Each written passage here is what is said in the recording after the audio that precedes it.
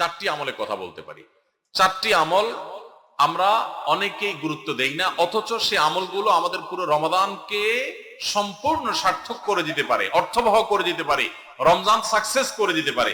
সে চারটা ভিতরে প্রথম এবং 1 নম্বর যেটা বলতে চাই তা হলো রমজান মাসে রোজা রেখে এবং রাতের বেলা পুরো রমজান জুড়ে সকল প্রকার পাপাচার, কাউকে কষ্ট দেওয়া, গালি দেওয়া, হক নষ্ট করা, সব ধরনের গুনাহ থেকে, গীবত, শিকায়াত করা, চোখের গুনাহ, সোশ্যাল মিডিয়া ইত্যাদি সবগুলো থেকে বেঁচে থাকবেন।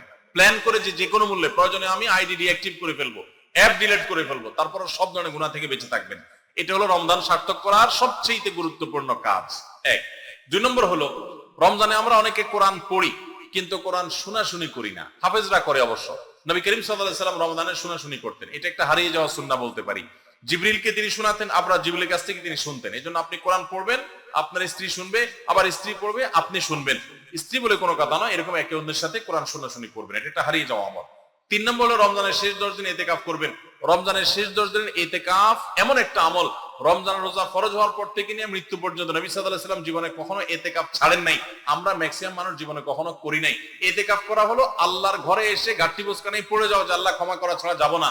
ইতিকাফ করা যদি মসজিদে ঘুমায়াও থাকে, ইতিকাফ করাটাই যেহেতু একটা স্বতন্ত্র ইবাদত, সো তার ইতিকাফ করার মাধ্যমে লাইলাতুল কদর তিনি অটোমেটিক পাবেন ইনশাআল্লাহ।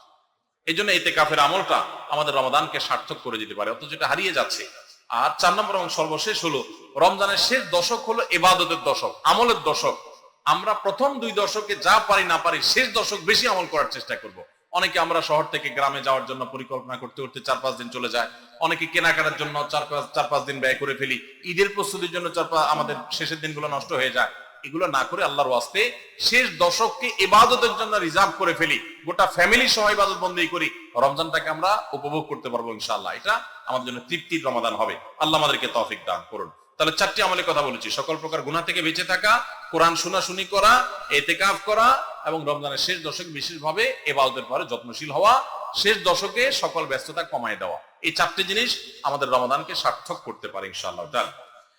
কাদের জন্য রোজা রাখায় ছাড় দেওয়া হয়েছে? কাদেরকে রোজা রাখার ব্যাপারে ছাড় দেওয়া হয়েছে? নাম্বার 1, অসুস্থ ব্যক্তি। এত অসুস্থতা যে অসুস্থ অবস্থা রোজা রাখতে পারে না, তাহলে তিনি পরবর্তীতে রোজা রাখলেও হবে। আল্লাহ বলেছেন ফাইদাতুম মিন আইয়ামিন উখরা, অন্য সময় রোজা রাখবে সে। আর যদি একেবারে অক্ষম হয় তাহলে সে ফিদিয়া দিয়ে দিবে, রোজার প্রত্যেকটা রোজার বিনিময়ে একটা করে ফিতরা হিসাব করে দিয়ে দিবে।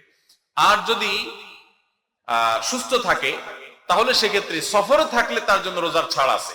আল্লাহ বলেছেন ফামান কানা মিনকুম মারিদান আও আলা সাফারিন, যদি সফরে থাকে ওই অবস্থা তার কয়টা রোজা যদি বাদ যায় সফরে থাকার কারণে, ওইগুলো পরে রাখলেও হবে। তাহলে সফর অবস্থা রোজার ছাড় আছে।